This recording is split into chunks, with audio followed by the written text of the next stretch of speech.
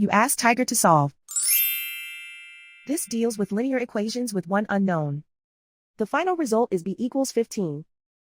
Let's solve it step by step. Simplify the expression. Simplify the arithmetic. Group all constants on the right side of the equation.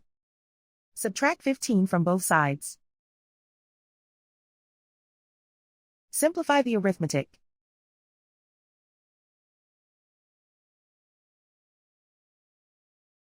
Isolate the b. Divide both sides by 5. Simplify the fraction. Find the greatest common factor of the numerator and denominator. Factor out and cancel the greatest common factor. And so the final result is b equals 15.